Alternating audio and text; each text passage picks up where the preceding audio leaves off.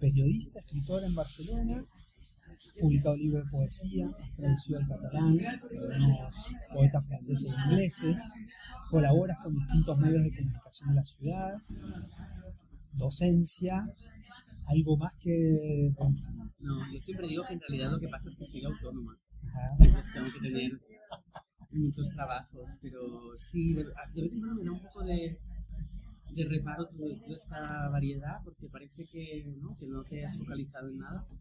Pero la verdad es que mi principal actividad ahora mismo es la escuela, la docencia, la escuela Bloom, y seguida de la traducción, y luego pues hago pequeñas colaboraciones en prensa, en radio, y luego claro escribo mis cosas. Ajá. Sabes que una cosa me llamó la atención porque escribes artículos, poesías, traducciones, gran parte de tu producción es escrita. Sin embargo, en esa entrevista te contaba que había escuchado de vos de BTV en el 21, dices que no te consideras poeta, sino te agrada escribir, y en otro momento, hacia el pasar, dices la lectora que soy ahora. Entonces, te defines ahí como lectora, y me llamó la atención eso, me gustó, yo tomaba eso junto a otro fragmento que decías que traducir te obliga a leer muy bien lo que lees. Entonces, me gustaría preguntarte eso, respecto a tu producción, un poco lo que me decís, te enfocas ahora en la docencia, pero esto me gustó lo que decías de la lectura. ¿Cómo nombras tu producción? Mira, para mí la lectura es el grado cero de la escritura, ¿no? Porque sí, me encuentro muchas veces, ¿no?, con alumnos que no leen, sin embargo pretenden escribir. Yo quiero ser escritora, o quise ser escritora, o intenté escribir algo porque me apasionaba leer. Ese fue el punto de partida. Claro, lo sabes mejor que yo, la condición de uno mismo, la condición humana no es monolítica, es algo que va cambiando, se va modelando y que se va modelando en función de las experiencias vitales, de la gente de la cual te rodeas, de las conversaciones. Y la lectora que yo soy ahora es fruto de todas mis lecturas anteriores, de lo que he aprendido de mis lecturas anteriores a nivel teórico, el trabajo que he hecho a nivel teórico, también de la sensación de a veces tener que leer muy rápido, por toda la cuestión del periodismo, de sacar un libro a la semana de que haya salido, porque tienes que entrevistar a un autor, pero sobre todo también, ¿no?, es ese conjunto de cosas en lo que tú te vas convirtiendo. Mira, por ejemplo, el otro día tuve que volver a leer Memorias de Adriano de Marguerite Yourcenar, porque me habían encargado una conferencia sobre ese libro. Y yo lo leí cuando tenía 20 años. Y de repente lo empecé a leer y empecé la conferencia diciendo: yo no soy la misma persona que leyó ese libro hace 20 años. Y por lo tanto, este libro ahora, a los 40, me ha llegado de una forma completamente diferente. Siento que en ese momento me impresionó y que ahora me ha conmocionado, ¿no? O sea que yo creo que también toda tu experiencia vital, para mí la lectura está muy ligada a la experiencia vital, porque al final un escritor no deja de ser alguien. Un buen escritor debería ser alguien que mira el mundo, intenta comprender algo muy profundamente y lo cuenta, ¿no? Si no, al final es una experiencia, incluso yo a veces les digo a los alumnos, ¿no?, esto puede ser muy bonito a nivel estético, pero es pornografía emocional. Si la literatura sobrevive a lo largo de las épocas, si yo puedo conmoverme con algo que se ha escrito en China en los años 80, es porque hay algo más, porque yo siempre digo que hay un espacio muy pequeño en que mi experiencia se toca con la del otro, pero el otro en un sentido muy amplio, ¿no?, que trasciende a lugares, épocas, a edades incluso y condiciones. Y es ese espacio que yo tengo que buscar cuando escribo, porque es el que me conecta con el otro. Sabes que en esa línea iba la otra pregunta, pero sí, pues, buenísimo, me encanta, porque dice, en esa entrevista también decías que cuando escribimos lo que queremos los escritores, cuando escribimos lo que queremos los escritores, tratamos de responder a las preguntas sobre la condición humana, sobre el mundo. No tiene que ser una cosa muy vivencial. Se trata más bien de una tangente entre tú y el otro que convierte la vivencia en arte. ¿Qué tipo de impacto crees que tiene tu obra en el otro, ese amplio que decías? Y en sentido inverso, ¿qué crees que tu obra capta o interpreta desde el mundo contemporáneo, del otro, de las conectar. Yo no sé exactamente qué impacto tiene mi obra en los demás, porque al final sí que, naturalmente, hay gente que te dice, ostras, si este poema o esto que has escrito me ha llegado de alguna forma o me ha acompañado en un momento concreto, pero sí que te puedo decir que yo, por ejemplo, he entendido muchas cosas, o he puesto nombre, o he puesto una sensación a muchas cosas a partir del esfuerzo de sublimación que han hecho otros. Por ejemplo, al C.S. Lewis, un gran teórico sobre el amor, sobre el amor en la época medieval, cuando se murió su mujer, escribió un libro que se llamaba Una pena en observación, que es un libro que empieza con una frase que dice: nunca me había imaginado que el duelo, que el dolor, la pena se sintiera como miedo. Claro, él hablaba de una sensación a nivel físico, esta pena que se siente como miedo, como esa sensación de ¿qué va a pasar ahora? Y pensé, claro, para llegar a esta frase tan certera, que ese Luis ha tenido que pensar mucho para que yo pueda encontrarme ahí y decir, es verdad, pasa esto. Nunca había podido poner una palabra a la sensación física de pena, pero es verdad que se siente como el miedo, ¿no? Entonces me parece increíble de la literatura que alguien tenga, pues, ¿no? esa curiosidad, en primer lugar, y luego también toda esa generosidad de condensarlo en una línea para que los demás también puedan entender alguna cosa, ¿no? Y eso es lo que más bonito me parece de la literatura. Creo que también, al final, la literatura no deja de ser una industria, ¿no? La gente quiere vender libros, ser famoso, pero no deja de formar parte de una red del entretenimiento. Pero a mí lo que me parece muy bonito es esto, es que es una forma de comunicarte más allá del tiempo y más allá del lugar físico en el que vivas, con el pensamiento de otras personas. ¿Qué vamos a hacer en la Tierra si no es pensar el mundo? El mundo es un lugar maravilloso, alucinante, extraño. Entonces, desde ahí me gusta ver lo que han pensado los demás y encontrarme ahí con ellos. ¿Qué captas? ¿Qué de tu obra capta? ¿Qué captas del otro, de sus malestares? ¿Qué te llega a vos y que aparece en tu obra? Yo normalmente siempre parto de una pregunta concreta.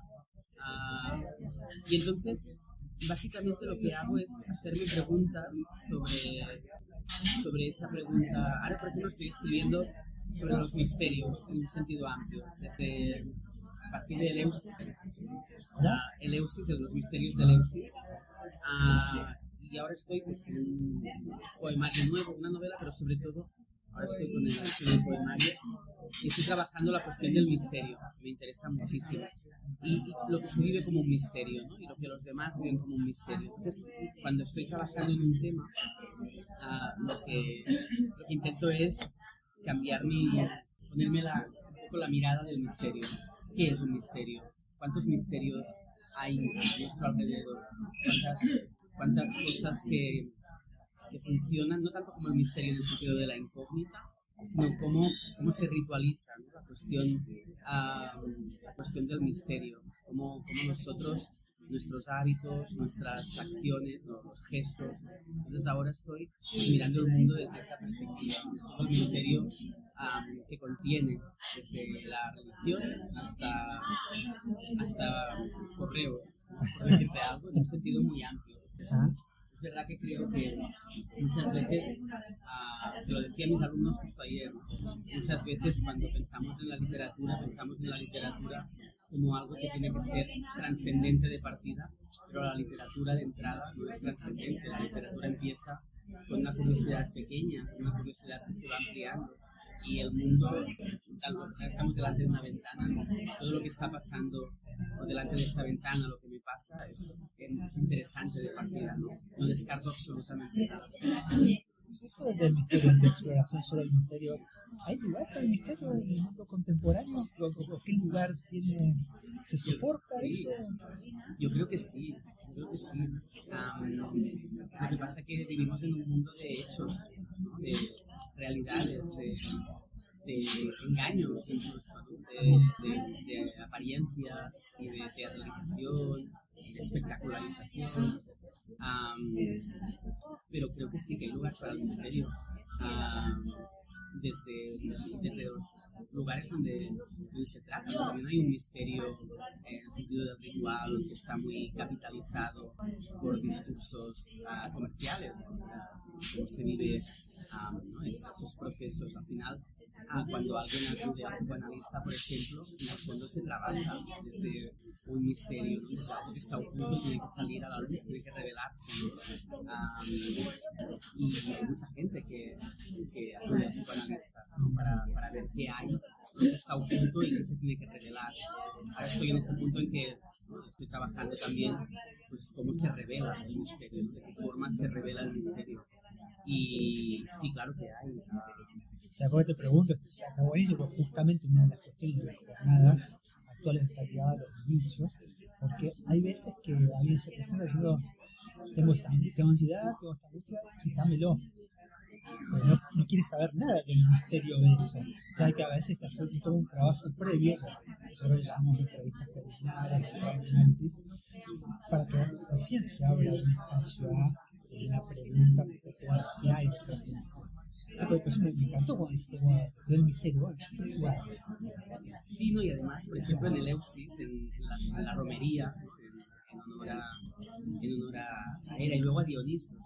En el momento en que se hacía la revelación de los misterios, claro, llevaban como un día de ayuno en honor a Demeter, a Hera,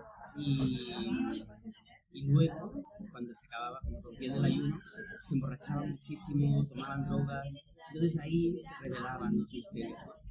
Y me parece también como muy adecuado, ¿no? En la consulta del psicoanalista, que todo lo que ahí se revelaba no podía ser contado bajo pena de muerte. Porque había una cuestión, ¿no? También de protección, el misterio también como algo, en ese sentido, en algún punto colectivo, pero el misterio también es algo íntimo, ¿no? Es algo que puedes compartirlo, pero no es exactamente un secreto, es un misterio, es algo que ni siquiera tú llegas a comprender demasiado hasta que no se te revela, ¿no? Para mí también la literatura forma parte de ese misterio, como te decía, ¿no?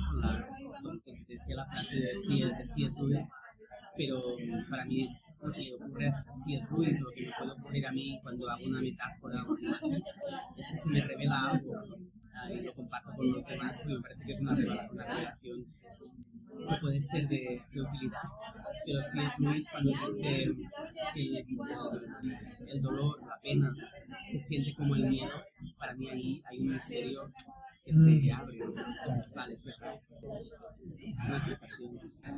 Buenísimo. Te hago una pregunta. ¿Puedes decir algo sobre los dolores, los malestares de nuestra época?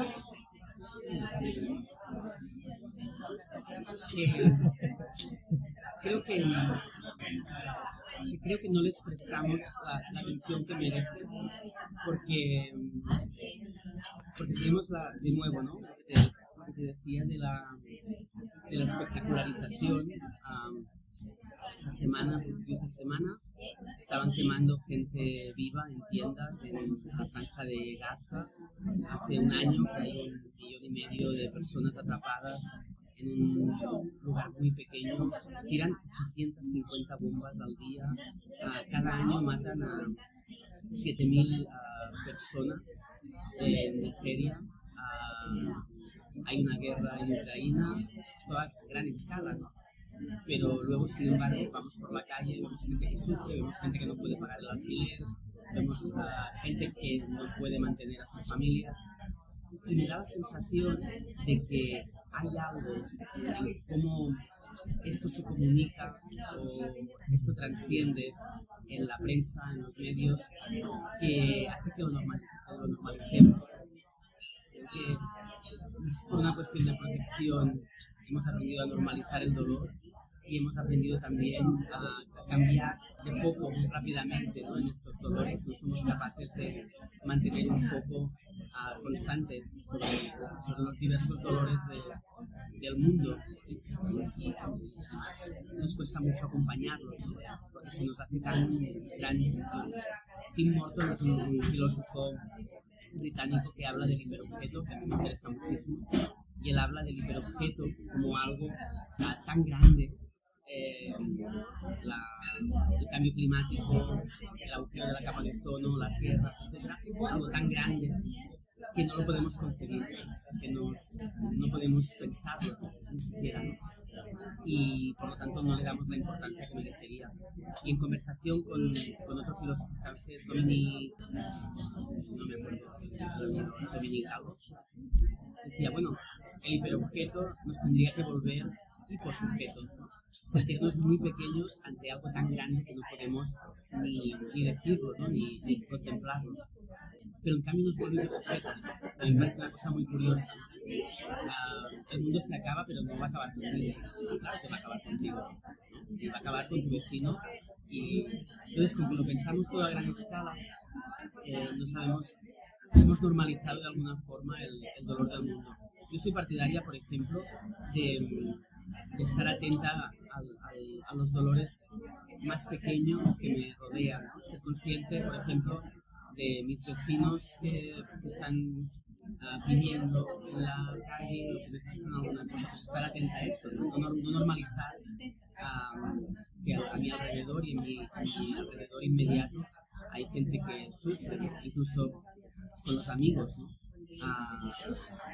Últimamente estamos en esta edad, se muere gente, se pone enferma, y cuando se muere la gente, bueno, sí, claro, no nos encontramos el momento para quedar, no, tienes que poder también encontrar el momento, el tiempo, ¿no? Para acompañar a los amigos, para disfrutar con ellos también, pero creo que pasamos por alto todos los dolores de los más pequeños a los más grandes que hay en el mundo, porque no podemos asumirlos, nos cuesta asumirlos. Esa es normalización del dolor. Normalización también es equívoco, ¿no? Sí, claro, normalización del dolor ajeno, del mío. El mío es importantísimo, ¿no? Es decir, a mí lo que me fascina del mundo contemporáneo es el ego, el individualismo extremo de estos tiempos.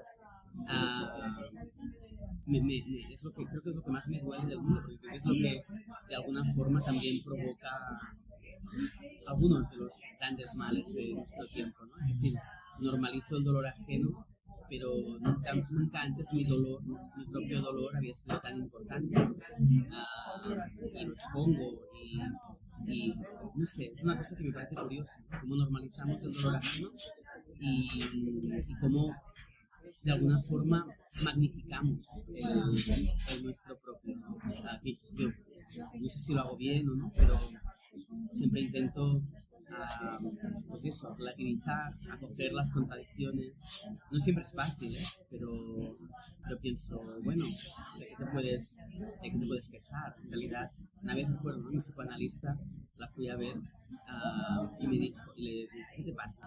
Bueno, esto. Y me dijo, es que Miriam, yo creo que sencillamente estás triste. Yo no te veo para empezar un análisis. Si esto evoluciona, vamos a ver, ¿no? ¿Qué más hay? Pero de momento lo que pasa es que pasas una mala temporada, ¿no? Y recuerdo mucho esa sesión, porque es verdad, a veces sencillamente pasamos malas temporadas, pero tendemos a esta cosa de magnificarlo, ¿no? Especialmente también pues en las redes, ¿no? La exposición del propio dolor a veces me parece increíble, ¿no? Se ha convertido también en un espectáculo, pero paradójicamente el dolor de los demás nos pasa desapercibido o evitamos mirarlo, ¿no? Porque las normas para tratar el dolor ajeno estructuran esa generalizan esa parte más minuciosa que dice, ¿no? Porque las normas, normalizar el dolor ajeno también implica de alguna manera darle una norma al sufrimiento, normas para sufrir y normas para no sufrir, ¿no? Sí, ¿no? Y además el tema es que, claro, obviar el dolor del otro te exime de hacer algo al respecto. Yo creo que es lo más importante, ¿no? Estamos demasiado centrados en nosotros mismos, en nuestras cosas, como para encontrar el lugar para ayudar al otro, ¿no? A pequeña y a gran escala.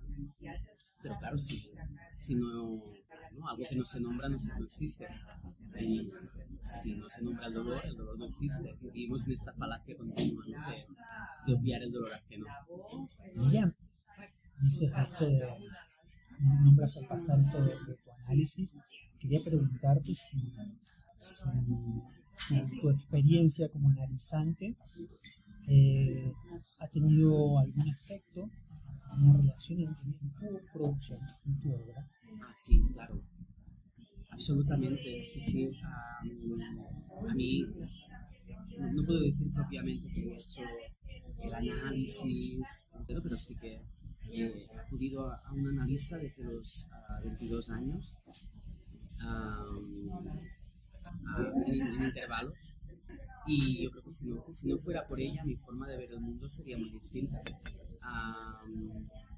Mi analista me enseñó a ver el mundo con compasión, con los demás y conmigo misma, incluso, ¿no? Con la familia, ¿no? Lo trabajamos desde ahí, pero también desde una protección, ¿no? De decir, bueno, tengo que saber quién soy, ¿no? Mi analista me enseñó a saber quién soy, a estar segura de mi visión del mundo, que para escribir eso es muy importante, y sobre todo lo que me dio fueron herramientas que yo entonces no sabía que lo serían, para sobrevivir en un mundo como es el literario, que está cargado de egos y de competitividad. Yo creo que sin todo lo que ella me enseñó durante todos estos años, todo lo que trabajamos juntas, ¿no? Respecto a cómo yo era,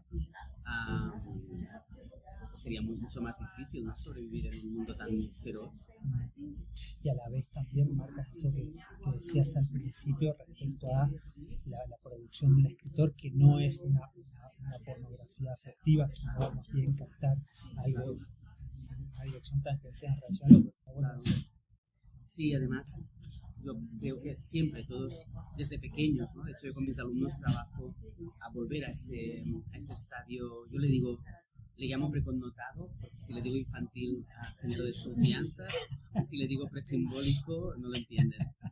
Pero creo que a mis alumnos de poesía siempre les digo, para poder escribir poesía tenemos que volver a este estado del lenguaje, en que no tenemos las palabras y tenemos que buscar la forma de explicarnos, ¿no? Cuando somos pequeños.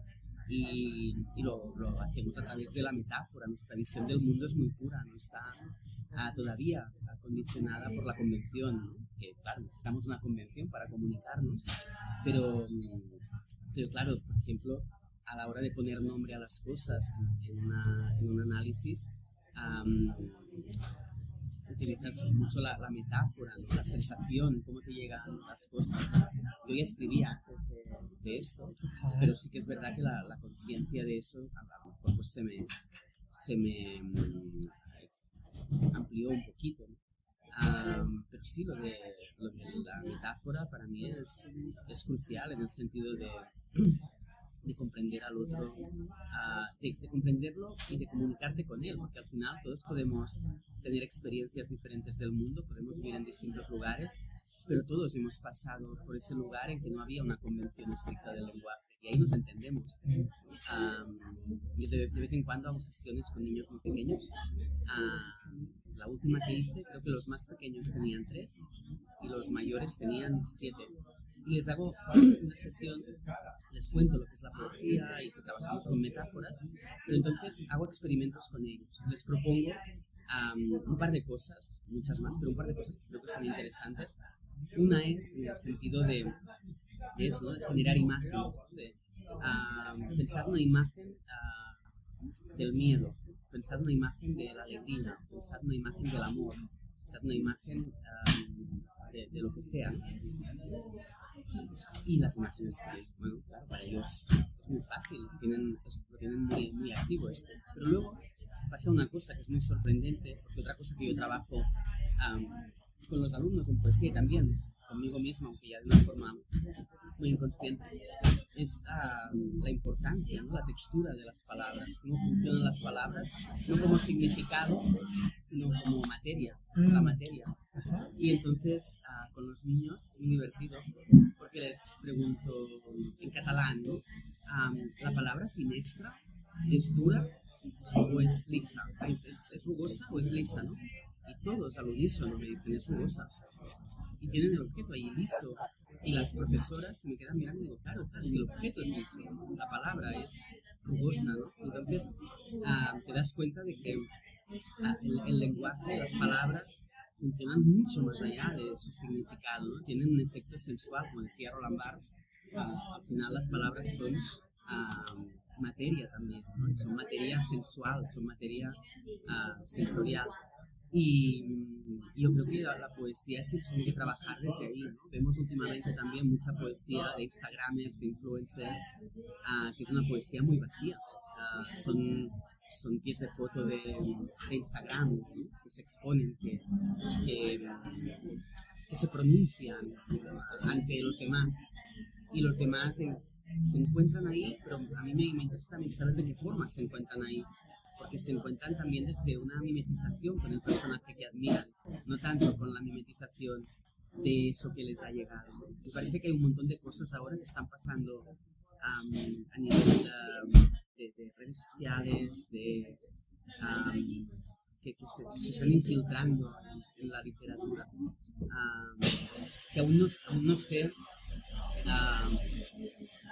no sé verbalizar o estoy comprendiendo todavía lo que está pasando. Pero en ese proceso de comunicación creo que está fallando algo esencial que de nuevo tiene que ver con los egos, ¿no? Desde un lugar y desde el otro.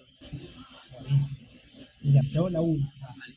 Decía, te escuchaba en una entrevista que pusieron en el CCB en la presentación de Almond Dair, un número que ahí habías escrito lo de los astronautas, está buenísimo ese texto. Pensé que cuando haces las investigaciones para escribir un artículo, aparece algo con una voracidad, unas ganas de aprovechar todo lo que encuentras. ¿Tenés algún método, alguna forma para elegir, para recortar, para tomar lo que querés escribir de todo esas cosas, esa voracidad que dices? No, yo lo que hago es, claro, yo empiezo a leer, ¿no? En el caso de ese artículo fue muy, muy increíble porque yo estaba buscando, claro, esa misión espacial estaba saliendo de la órbita de la Tierra la Nochebuena del 61-63, ahora no lo recuerdo exactamente. Claro, todas las familias reunidas alrededor de la mesa. Claro, yo quería saber exactamente lo que se dijo en esa comunicación tierra-aire. Y entré en la página web de la NASA. Claro, encontré todas las transcripciones de todas las misiones de la NASA. Y te puedo asegurar que no me leí solo aquella, ¿no? Porque me parecía fascinante. Claro, nos queda como lo esencial, pero esa gente estaban hablando de si habían comprado los regalos de Navidad y eran gente que no sabían si volverían a casa, de forma que esas conversaciones también eran una forma de recordarse ellos mismos que volverían. Y a partir de ahí, no es que lo utilice todo, pero sí que leer mucho y documentarme mucho sobre lo que voy a escribir me ayuda a generarme un paisaje intelectual, pero también un paisaje emocional, ¿no? Sobre lo que voy a escribir. En este caso está claro, pero luego, por ejemplo, me encargaron un artículo también en el Mondaí sobre una escultora de Boston que se fue a París después de la Primera Guerra Mundial, porque su marido trabajaba en la Cruz Roja, y abrió un taller de máscaras para los desfigurados de la Primera Guerra Mundial, ¿no? Anna Coleman Light. Es fascinante escribir ese artículo, ¿no? Claro, me metí en la página web del Smithsonian, donde estaba toda la correspondencia que sus pacientes mantenían con ella después de las máscaras, las cartas que le enviaban los familiares, los vídeos en los que ella cambiaba, ¿no? Estaba delante de su paciente, estaba sonriendo, y luego cuando se giraba veías cómo le cambiaba la cara, ¿no? Se me pone la piel de gallina cuando lo pienso, ¿no? Claro, todo eso te ayuda a generarte un paisaje no solamente intelectual, los datos, al final es un artículo, es un artículo histórico, pero también sobre todo a hacer ese paisaje emocional, ¿no? Para poder escribir algo que más que un reportaje objetivo sea una pieza de periodismo literario. Ese paisaje. Paisajes, sí, para mí son paisajes, porque te rodean, ¿no? Ajá, ajá. Y sí, lo pienso siempre como paisaje intelectual, emocional. Y en las letras como paisaje. ¿Mm? Las letras como paisaje. No tanto las letras, sino de lo que yo me rodeo para escribir. Es decir, si yo tengo que hablar del miedo de repente, todo lo que yo pienso sobre el miedo, todo lo que yo leo sobre el miedo, todo lo que observo en los demás sobre el miedo, al final acaban conformando el paisaje emocional, intelectual que necesito para escribir sobre aquello. Necesito rodearme de todo eso como si fuera un gabinete de curiosidades, conformar ese entorno y desde ese entorno yo puedo escribir, ¿no? Otro escritor te dirá otra cosa, que él necesita no saber nada y dejarse llevar por su intuición, ¿no? Hay algo de intuición también en eso, pero yo necesito como estar segura con mis notas, con mis pensamientos, con lo que observan los demás, y a partir de ahí, una vez que estoy bien rodeada, ponerme a escribir. Mira, muchísimas gracias. De nada, a ti.